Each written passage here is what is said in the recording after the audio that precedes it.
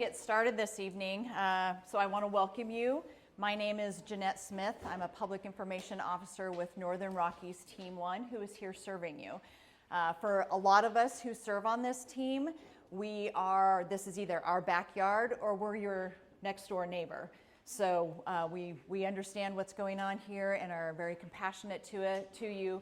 It is our pleasure to serve you, even though this is not the greatest situation to be in. And we know when we get that call, it's always hard, but know that we are here to be of service to you.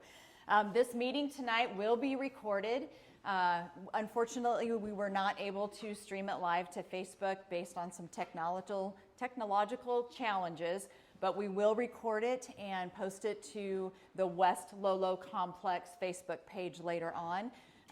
From the NC Web, for those who are familiar with NC Web, we also have created a YouTube channel. There is a link directly from NC Web to that YouTube channel. The purpose of this meeting tonight is specifically to talk to about the fires that are on the West Lolo Complex, and we will try to keep that focus there. I ask that you hold your questions to the end, as we will allow a time for questions and answer during that. We are also going to take a few questions that have come through the Facebook page. Again, this is being recorded, so we want to make sure those folks know that their questions are important and we want to answer those too. I will give you a lineup of the speakers this evening. They're all sitting close to me. So we have Carol Johnson, Superior District Ranger. We have Jill Webster, who is here to talk to you about air quality. Brian Anderson, who serves as our fire behavior analyst. He will also be talking about weather. We have Andy Huntsberger, who is an operations section chief on the team. Myself, again, Jeanette Smith, will do the question and answer period. And then we'll conclude with our incident commander, Mike Goycochea. So at this time, I'm going to turn it over to Carol. Thanks, Jeanette, and good evening, everybody. This is a way bigger crowd than I would have anticipated that we would have had on a Sunday evening here, so thank you for coming. When this lightning bust came through our district, we had 15 fires, and we've picked up 2 or 3 more that have been sitting out there that have come to life since the lightning came through. And with that many fires all at once to try to staff, it tapped out our resources that we had on the district. And so I really feel fortunate that we were able to get Mike Goycochea's Type 1 team to come and help us provide some support and help my people on the district get these fires in the best shape that we can. I just want to say I really thank you for turning out, and I can always depend on Mineral County to support me and help me. So thank you. You mean a lot to me.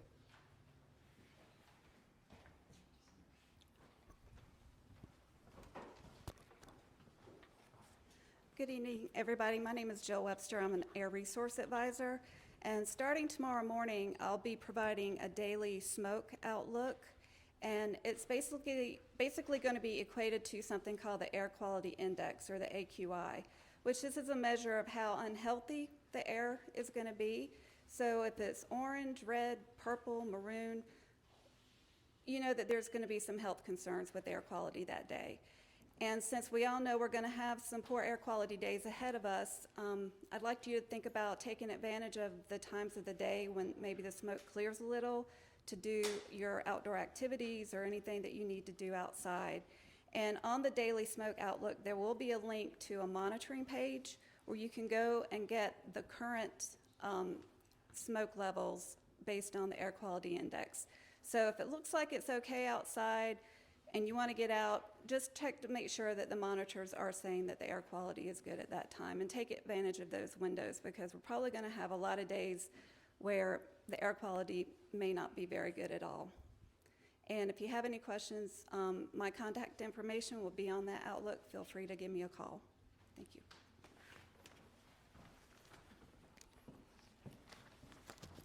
Good evening. My name is Brian Anderson. I'm a fire behavior analyst. And I'm also covering a little bit of the weather of what we're looking at and how we kind of look at things. And I thought we'd first start off with, today was a pretty big day, and what are the elements from weather that really make it a big day or not. and I can kind of boil it down to about 3 different things. When we're looking at our winds, if our wind gusts are starting to get above that 15 mile an hour, that's going to be one of those key elements. Then when we look at very unstable, that atmosphere, the ability for that air to move up in the atmosphere, that's a key factor there. Today is a pretty unstable day. Also, we look at not the stations that are right down in the bottom, but relative humidity recoveries overnight. When they are at mid-elevations and they only reach 20%, that's another key factor. This morning, we had that up in our mid-elevation stations as well. So that's kind of 3 factors that we really look at when we're trying to determine whether it's going to be a big weather day or not. So looking at the weather, a couple of today, so let's just reference everything to today. Big day, right? So what we expect for the next couple of days, Monday through Wednesday, is it's going to be a little bit of relief. We're not going to see as bad of conditions.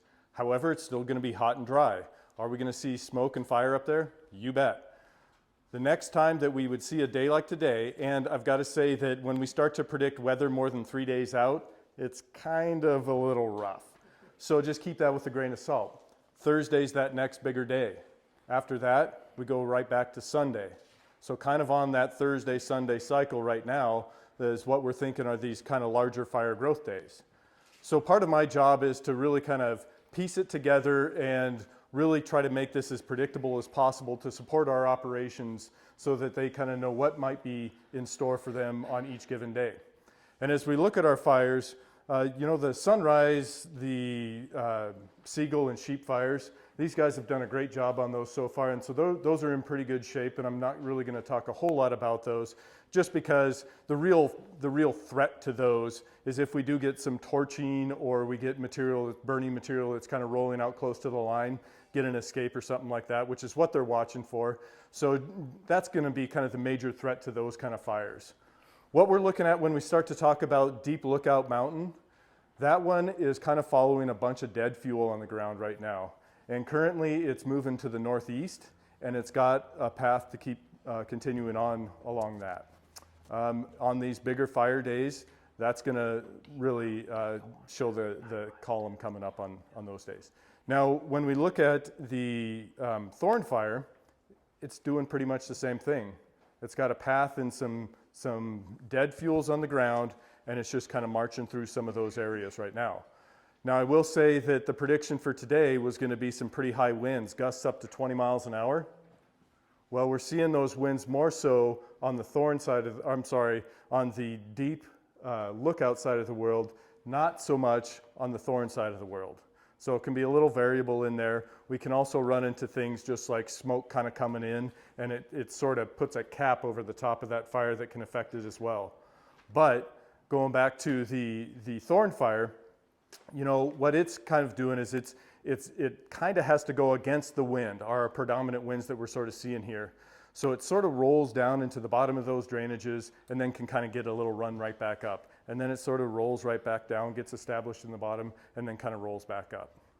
So hopefully that kind of helps out. And if there's any questions, feel free to get a hold of me after this meeting. Thanks.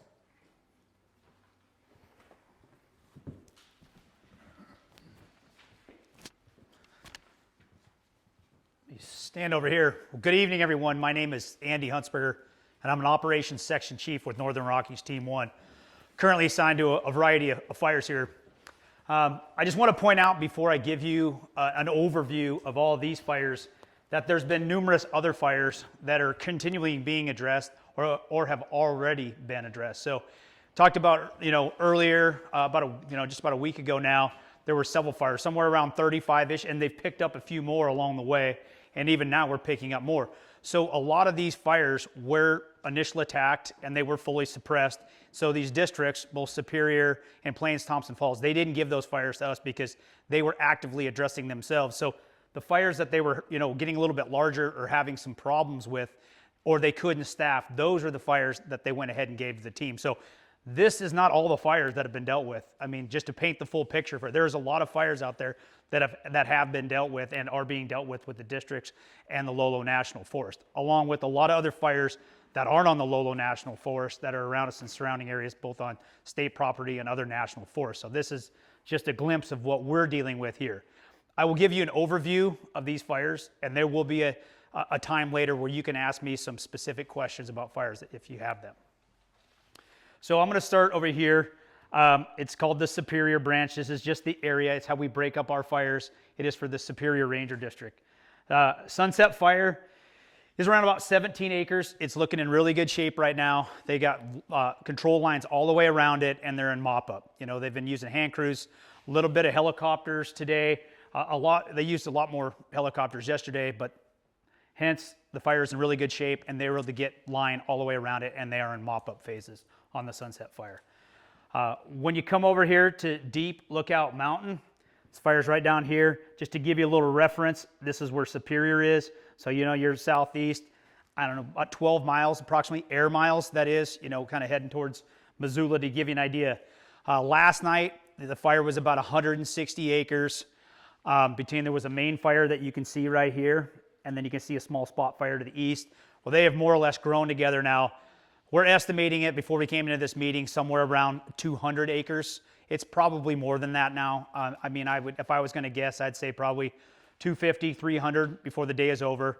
And it has moved, where this line is right there is a divide between Superior and 9 Mile. So it has moved onto the 9 Mile Ranger District of the Lolo National Forest. So same forest, just different district. But the fire was, you know, kind of more on a, you know, west-facing slope and getting up on a knob, and now it's moving up and over.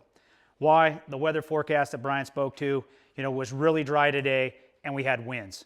It's been hot, and it's going to be hot, but that, you know, the relative humidity really dropping and that throwing the winds at it, it starts to spot. And I assure you up there today, there are people working very hard to try to contain that fire at the smallest footprint possible, plus using retardant and helicopters. But once again, you know, Mother Nature has a way of telling us who's going to be in charge on certain days, and no matter how much we tried to do with our ground personnel and aerial resources, it just wasn't happening. But I will say this, our plan currently, as of right now, is to retool up and give her another go tomorrow morning going direct. So we want to try to keep this fire as small as possible. We still think that's a viable option. It's a challenging option, but that's where we're headed.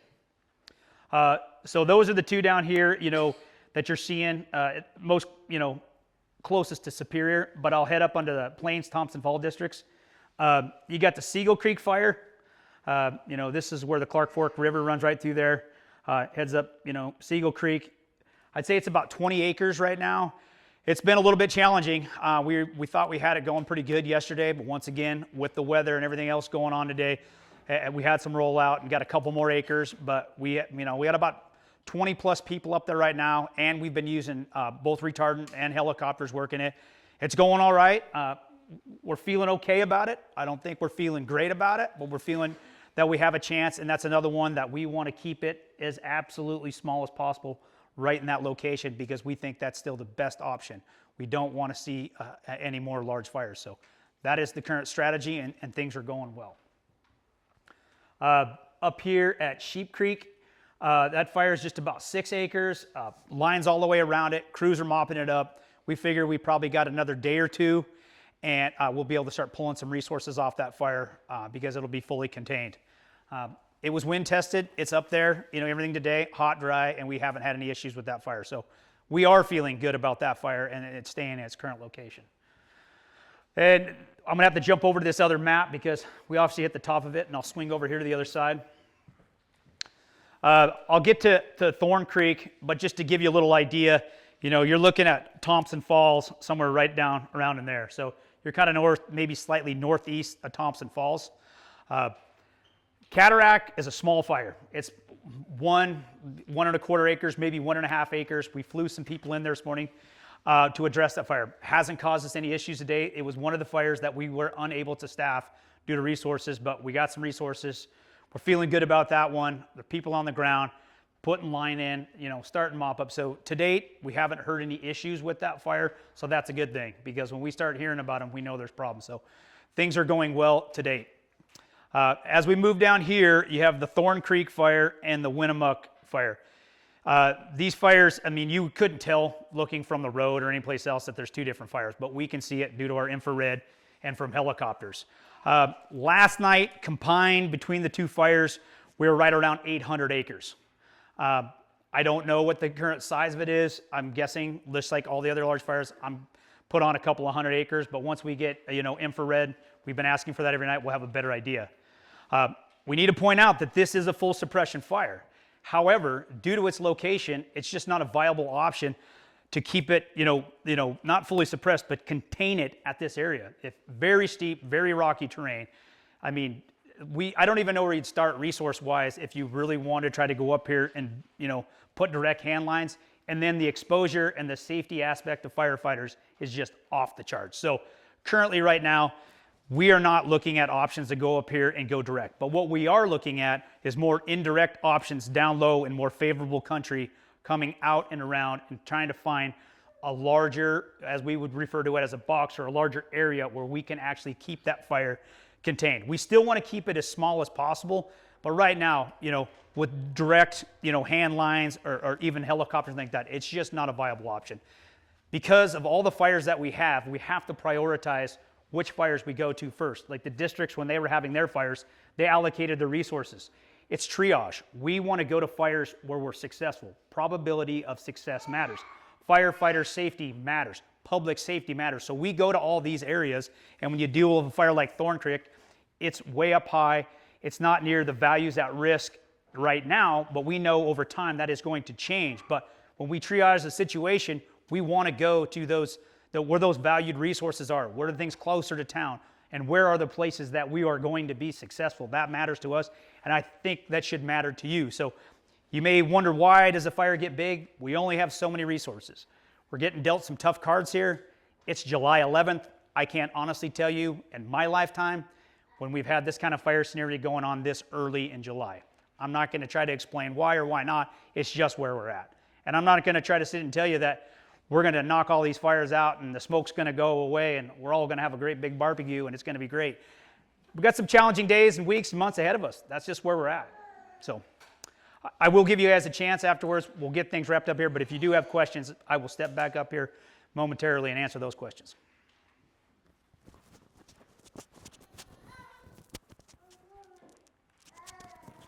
So you see many of us with these small devices, and it's primarily so as recording this, we get good audio. We want to make sure that those folks who have asked questions through social media sites, we also answer those questions. So we're going to start with the crowd this evening. I'll have you speak your question. I'm going to repeat it. So for those of you in the back, let me know if you're not hearing me. I'm usually well heard, is what I've been told, so we'll go from there. So let's go ahead and start that process. As you ask your question, we'll allow folks who are the subject matter experts to answer those. I also want to let you know that we have Eric Tomasek. Eric, can you raise your hand? The 9 Mile District Ranger. He's also here available if we have questions for him. So are there questions? Yes, sir. Are these all lightning strike caused? So the question is, are these all lightning strike caused fires? Yes. So I'll just repeat Carol's answer, and Carol's answer was yes, they are. Thank you. Yes, ma'am. So you can ignore my question on the complex page because I'm going to ask Oh. it now because I'm here. Okay. And it's basically for me the Sunset Fire is directly south of me, and the prevailing winds go my direction. But my main question is there a way through either to break the fires down more distinctly for each fire, how much it's grown, as opposed to lumping it all under the complex? Because I have no way of knowing how big the Sunset's grown, or how, when you lump them all in one thing, I don't have that information for what is directly behind me and what my concerns would be. So I can answer that a little bit from the public information side, and then I'll let other folks take. So on our daily update, which is posted to the Facebook page and also NCWeb, part of the issue, I think, in your question is that we didn't have accurate mapping. We did get an infrared last night. It's a large area, but those are on that map. But we do try to break those fires out individually by the ranger district they're assigned to or that they're on. We do list the acres there, plus some information of the actions that took place the previous day, and what's planned for that day. Anybody else would like to? Yeah, I think I get your question. And so it's currently 17 acres, but what you'd like to see in the future is if we could break the fires out by acreage, so it's broke out when you're saying per fire. Right, and I mean, I get why it's under the umbrella. I mean, I understand that, but there's no way to gauge. I'm looking at the IC sitting here. We can do that. One of the things that Jeanette was saying right there is that we didn't have really accurate mapping. We finally got some infrared, but that's doable, that we can list the fires out. And once again, I will say this here. These are estimates, they're approximate, and they're only as good as the time when they are stamped. So they change constantly, and please don't hold us. You said it was 17, they're reporting 18. There's a lot of different places. We are doing our very best, I assure you, to give you the best and most accurate information possible. So please give us a little grace. But yes, that's something we can address. Yeah. No problem. No problem. No. No. All right, the next question. All right, while I'm taking questions that we may have had from our social media sites, if you think of a question, we'll come back one more time. We had one from social media asking, how close are the fires to Superior? So the question is, how close in proximity are the fires to Superior?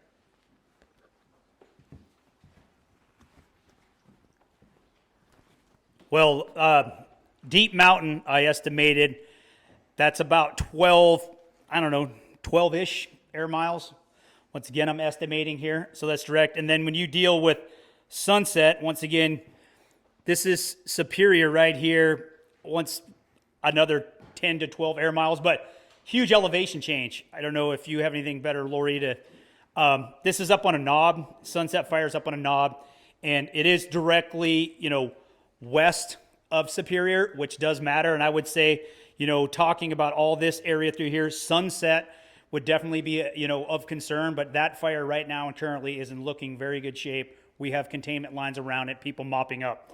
Once again, I'm estimating here 10 to 12 air miles, but there's a lot of drainages in there, so it's not I'm estimating at line of sight, but there's a lot of country in between there, a lot of drainages and a lot of broken ground. That is my best estimate.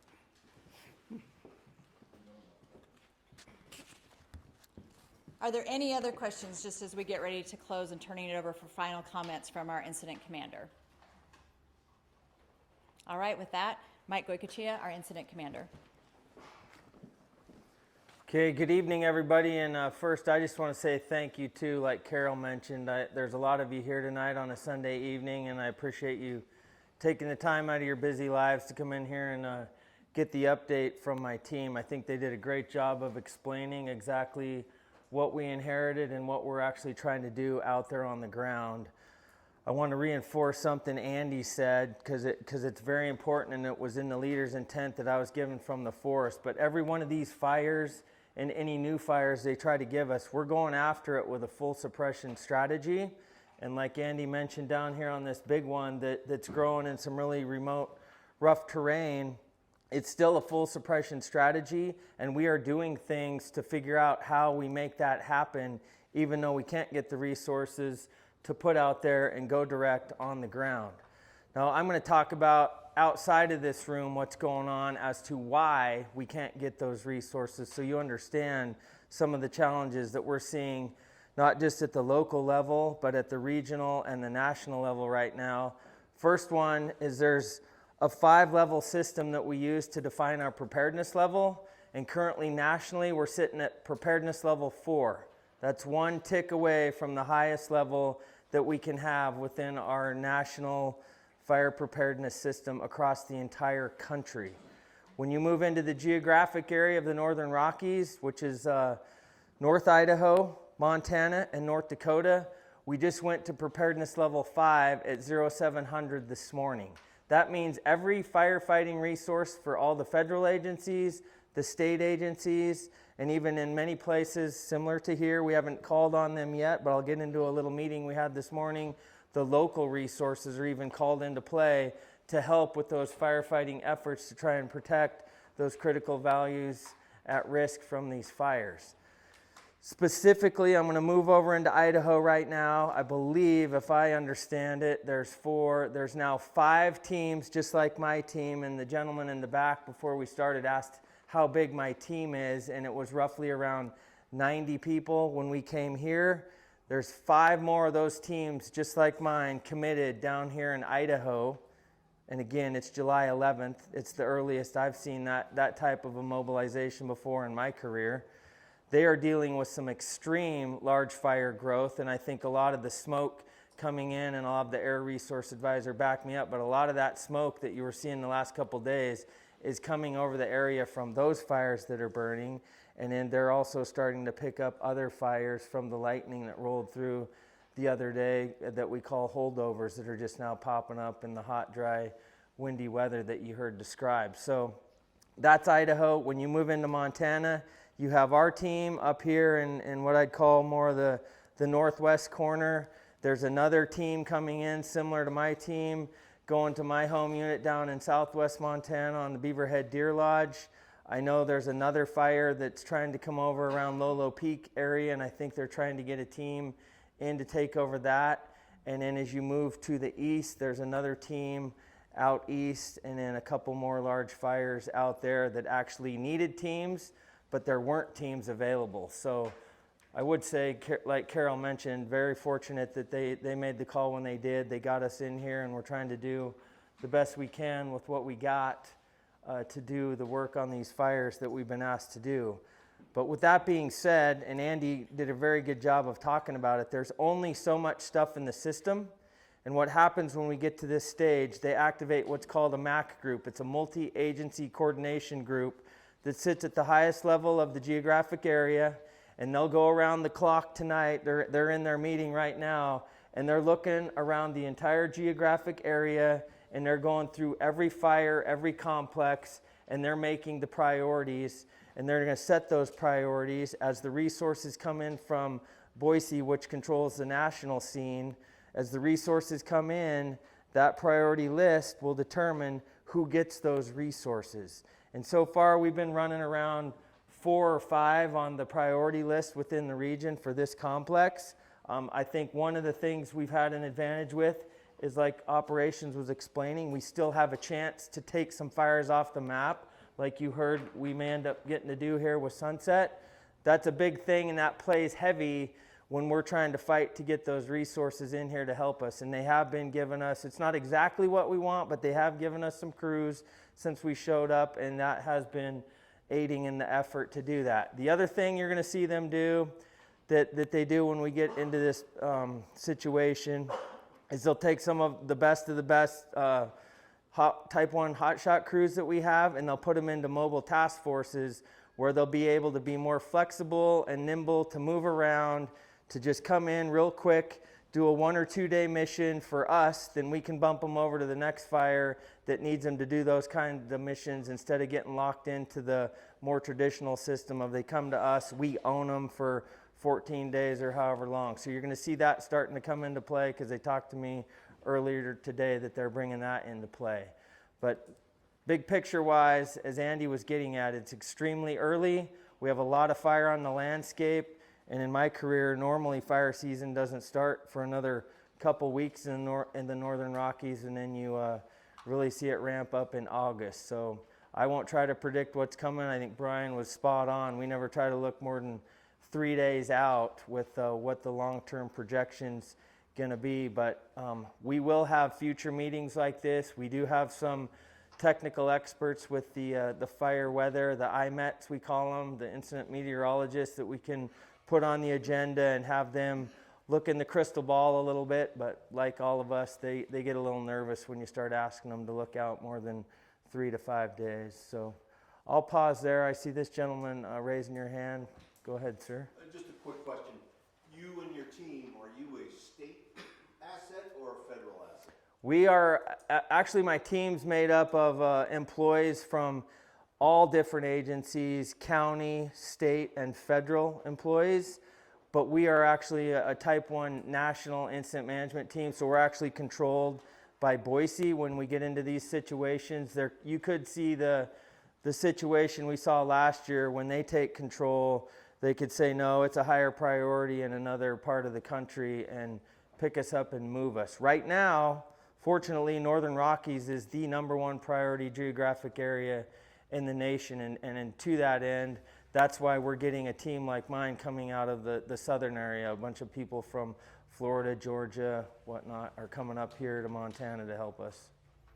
Not that our federal and forest people aren't competent, they are very, but I am very confident with you and your team, the way you made your presentation tonight, that I feel very confident that you guys have a good handle on what's happening here.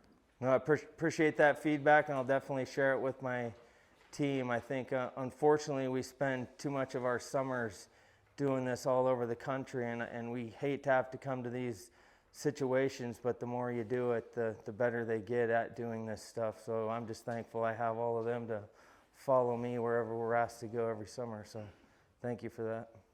I want to add to that too. I think, we had a lot of hits on Wednesday, and look at, we don't have a lot of real live fires that could be going. Yep. And I think it's that aggressive approach. And I think when we go home and people are talking about the meeting or anything, I think you need to spread the positive word that these people are here to put out fires, not to make money, just let them burn. Yep. And I think maybe that's something we haven't thought of in the past so much, but just from your explanations and from what we're seeing happen on the ground, I know it is July 11th, we're going to see a lot more, but I think you need to be complimented, and I think we need to get that word out too, so people understand that they're here to put out the fires. Yeah, and just to make sure you understand that initial attack response comes from Carol's group and Eric's group, and they pounced on all those fires as soon as they popped up, and all you're seeing here is the stuff they just didn't have enough resources to get to. But as you heard, they took a lot of stuff off the map already from that aggressive response the other day. Yes. Yeah. I appreciate the work everybody's doing. Carol, I'd like to know, how many fires did you guys actually put out? Because it sounds like Superior District worked their butts off. I'm gonna ask Lori, she's been right on the front line of it, so Lori. Just when the lightning storm came through on Wednesday, so 2 days, we picked up another one that they called the holdover, so we're at 18. Well, thanks, you guys. Thank you very much.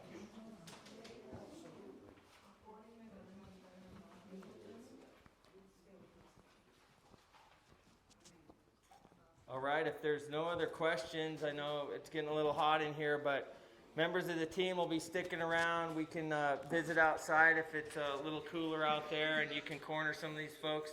And then I believe, Jeanette, we leave the maps up if somebody wants to come up and look at those for a minute. So thank you, everyone.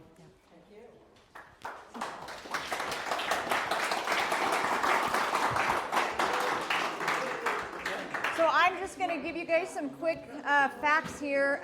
We do have a phone number for those of you who picked up an update. That phone number is on there. You're welcome to call that. Also, it sounds like most people are connected to NCWeb, the Facebook page, and the Lolo National Forest Twitter page. So thank you again for being here. I know it's warm.